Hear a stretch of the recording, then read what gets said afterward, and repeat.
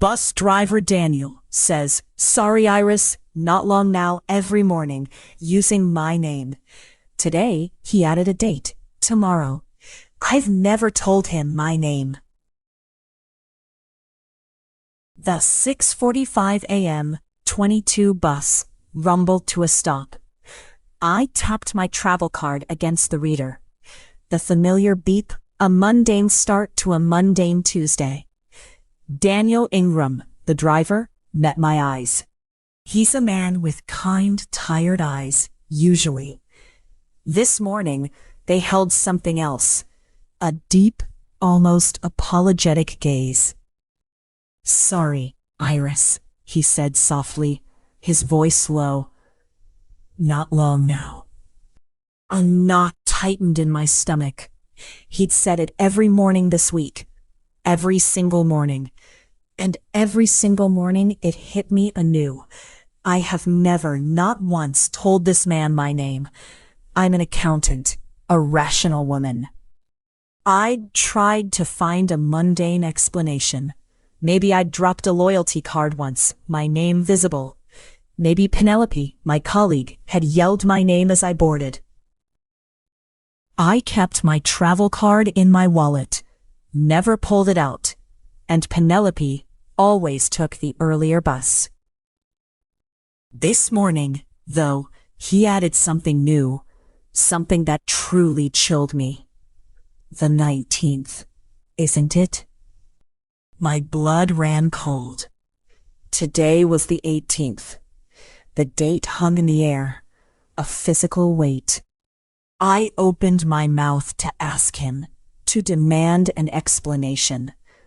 But he just shook his head, his focus fixed suddenly, rigidly, on the road ahead. He didn't look at me again. He left me with the unsettling echo of my own name, a stranger's apology, and a date that wasn't today.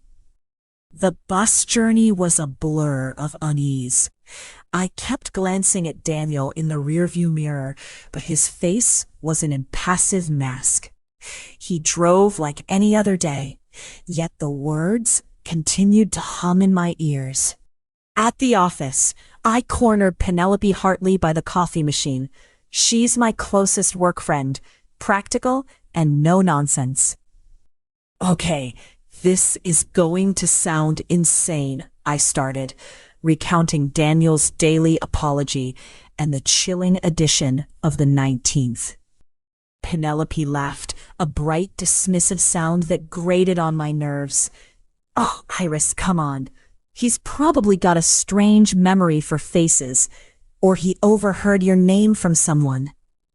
Maybe he sees your mail tag on your work bag sometimes." She suggested he had a harmless quirk, a way of interacting. I tried to accept it. I wanted to accept it. But the kindness in Daniel's voice, the specific impossible date, it clung to me like a damp cloak. It didn't feel like a quirk. It felt like a countdown. Later that afternoon, a plain brown package was on my doorstep. It wasn't a delivery I was expecting. No sender address, no postmark, not even a postage stamp. Just brown paper, taped shut. My hands trembled slightly as I tore into it. Inside, nestled in crinkled tissue paper, was a single, old-fashioned, blank paper bus ticket. It wasn't a modern fare card. It was thick, almost like cardstock, with rough, unfinished edges. My gaze dropped to the details. It was for the 22 route, and stamped clearly on its face, in faded red ink, was the date 19th. My breath caught in my throat. It felt heavy in my hand, far too specific to be a prank, far too personal to be a coincidence. My stomach lurched. This wasn't some random oddity. This was a direct, personal warning. I called Penelope, my voice tight. When she came over, she stared at the ticket, her face pale. Okay, she said slowly. That's not good. Maybe a local history buff is playing a joke. Her voice lacked its earlier certainty. I tried to trace the paper, the ink, but it was just old, generic stock. There were no distinguishing marks, no way to find its origin, just the ticket, a physical, undeniable object. It linked Daniel's words directly to me, and to tomorrow. The ticket's cold presence in my purse gnawed at me through the afternoon. I couldn't focus on work. I couldn't focus on anything. I needed to talk to Daniel. I needed an explanation, a confirmation, or at least to see his face again and try to read it for some logical answer. After work, instead of going home, I walked straight to the bus depot, hoping to catch him as he finished his shift.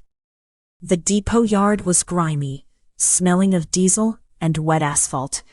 I spotted him, Daniel Ingram, walking across the vast expanse, his uniform jacket slung over his shoulder, looking tired, older than I'd imagined him outside the bus. Daniel, I called, my voice thin against the distant rumble of traffic. He turned, his kind face, usually so placid, twisted. It wasn't anger. It was a silent, profound regret, a flash of something akin to grief that made my chest ache. He raised a hand, not to wave, but as if to ward me off, or to hold something back. His eyes locked on mine with an unbearable weight. He didn't speak a word. He simply turned sharply and disappeared into the depot's cavernous interior, the heavy metal door clanging shut behind him, leaving me standing alone, the dated ticket clutched in my hand. He knew, and now I was part of it. Daniel's reaction confirmed every shred of my growing dread. This wasn't a joke. It wasn't a prank. He knew. He was trying to warn me. I spent the evening hunched over my laptop, digging into the history of the 22 bus route. It was harder than I expected.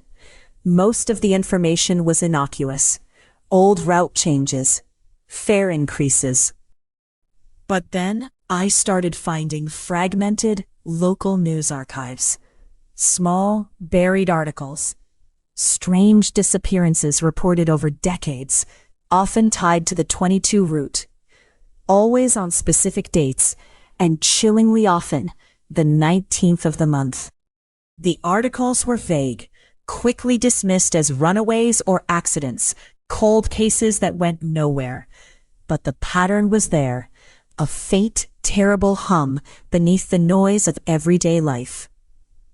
The next morning, I skipped my usual commute. There was no way in hell I was getting on that bus. Instead, I went to the local records office. The building was old, quiet, smelling of dust and lemon polish. I explained to the archivist, Walter Ellison, a man with wispy white hair and spectacles perched on his nose, that I was researching local bus routes for a community project. A lie, but a plausible one. Walter was a calm, unbothered man, seemingly unfazed by anything. He moved with a quiet efficiency, his voice soft, almost a murmur. He helped me locate old maps and company registries. I found a mention of a defunct bus company, Gateway Transit, that once operated the 22 route decades ago. And then, among their listed documents, a curious entry caught my eye. Passenger Ledger, 1950 to 1970. The name alone sent a shiver down my spine. A passenger ledger for a public bus? It felt too deliberate, too specific, like a record of something far more than just fares. I asked Walter Ellison about the passenger ledger, my voice a little too loud in the quiet room. He didn't flinch. He nodded slowly, his calm expression unwavering.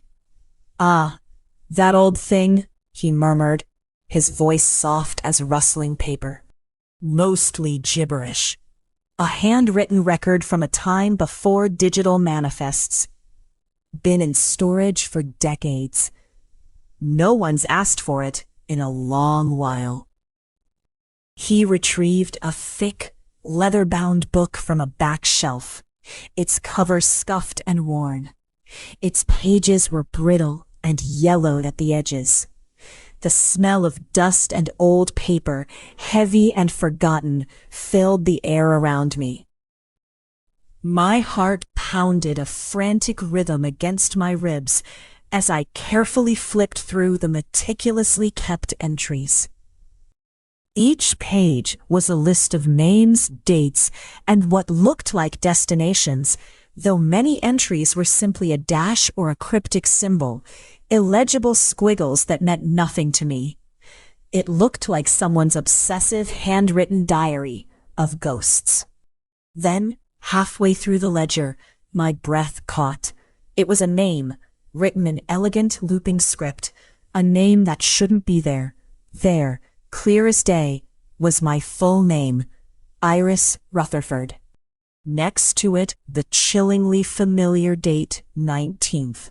My hand shook, nearly tearing the fragile page. I looked at the cover again. The ledger clearly stated 1958, 1968, a full decade before Iris Rutherford, age 32, was even born. Walter leaned over my shoulder.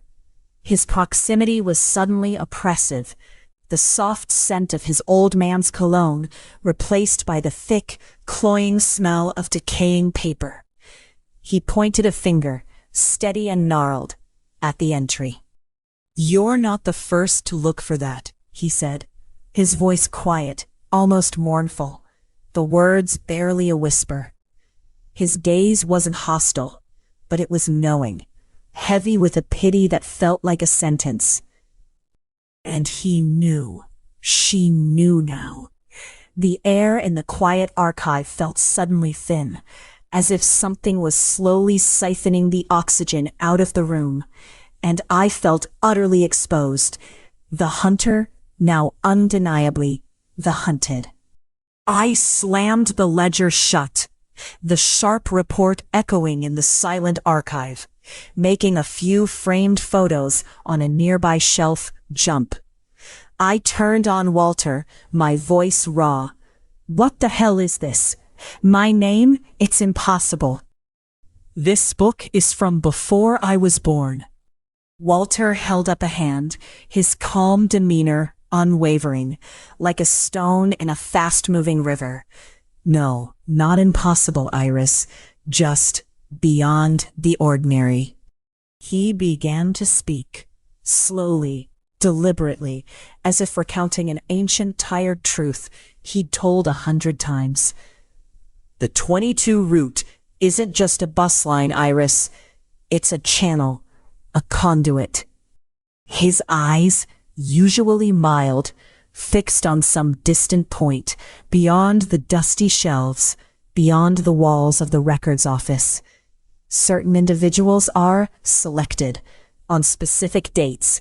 The apologies you hear from drivers like Daniel, they're a tradition.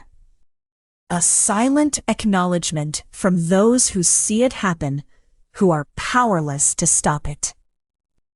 He confirmed the ledger was a record of those who boarded, those who were taken. He described it not as an act of evil, not as a malicious force, but as an inevitability, a pattern woven into the very fabric of the route itself. "They don't know what it is," he said, his voice dropping, referring to those who disappear, the names in his ledger. "Only that it is. The apology in advance was for the helplessness of the observers, the drivers, the archivists.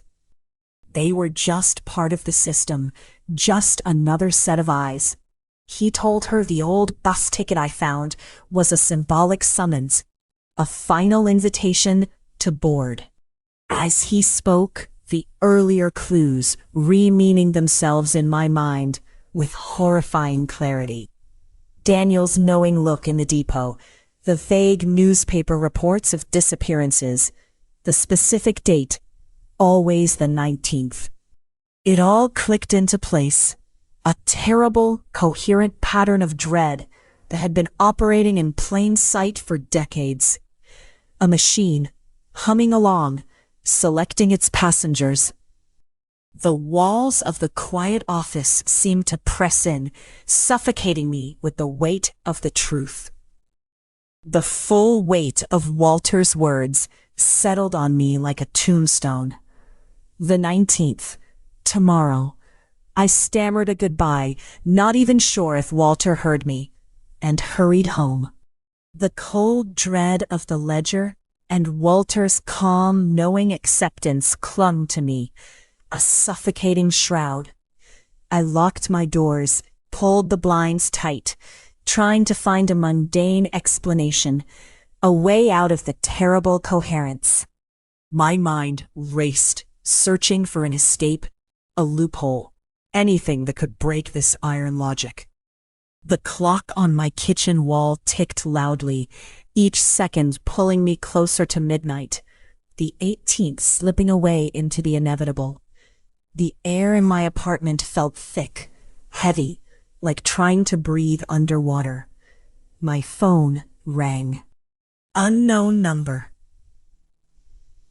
My breath hitched. I stared at the screen, the bright numbers a contrast to the deepening shadows in my living room. A cold knot formed in my stomach, twisting tighter with every ring. Every instinct screamed not to answer, to throw the phone across the room, to smash it, to sever the connection before it could be made. But a terrible curiosity, a desperate, morbid need to know, compelled me. My hand, shaking, reached for it. I answered, my voice barely a whisper. Hello? A voice, flat, synthesized, and utterly devoid of emotion, spoke my full name. Iris Rutherford. A pause. It stretched into an eternity, silent and chilling. Then 2 words, delivered with an unnerving absolute finality. Next stop. The line went dead. The silence that followed was deafening, the kind that screams.